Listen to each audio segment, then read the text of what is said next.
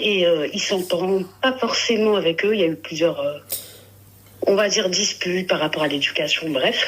Ça, c'est toi et c'est-à-dire non, ton mari lui et ses enfants. Et son ex-femme. Avec ses enfants, ouais. Ok, d'accord, ok. Lui, il était pas, enfin, comment t'expliquer ça? Il avait pas trop la même éducation avec son ex-femme, tu vois.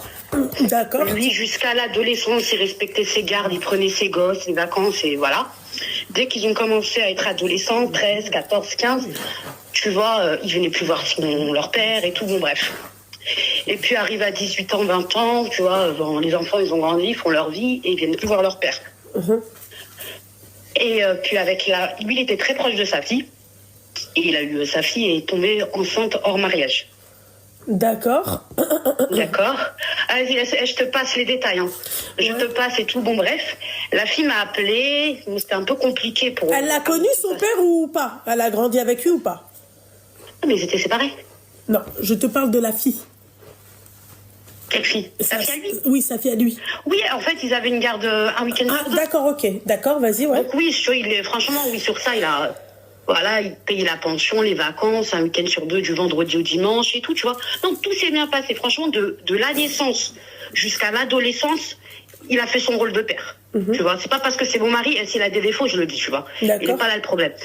C'est plus après, quand sont devenus adolescents et tout, bon, bref.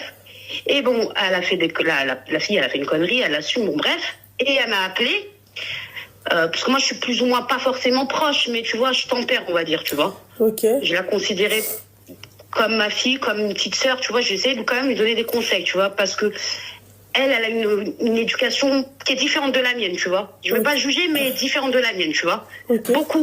Beaucoup plus libre, tu vois. Chose que je donne pas moi à mes enfants, tu vois. Elle a eu beaucoup de liberté, la petite. Enfin, bon, bref, la petite, du coup, enfin, la grande est tombée enceinte et tout, et il fallait que je l'annonce au père, sauf que hors mariage. Mon mari, il est plus âgé que moi, tu vois, il a quel âge? Il est 80, il a 46 ans, ouais, c'est ça? 45. Ouais. 45. Ouais, 45, ouais. Il a 45 ans. Donc pour lui, ça, c'est impossible, tu vois. Et en plus, elle voulait que je l'annonce comme ça, direct, tu vois. Sauf que moi, je pouvais pas le faire. Elle lui a annoncé par message. Ok. Oui, écoute, papa, ouais, j'ai fréquenté quelqu'un, voilà, je t'annonce que je suis enceinte et je vais me marier. Ok. Voilà. Donc, laisse tomber, il a eu un choc et tout. Bon, bref, il voulait pas parler avec elle. Il l'a renié. Bah, jusqu'à maintenant, voilà. Après, vas-y, j'essaie d'arranger plus ou moins. Vas-y, s'il te plaît, ça y est, c'est fait. Elle a fait la gaffe et tout. Maintenant, elle veut faire ses fiançailles et tout. Elle veut faire son mariage et tout. Juste un halal, hein. C'est pas de mairie, il n'y a pas une mairie. Ouais. Et il n'a pas voulu. Pour lui, c'était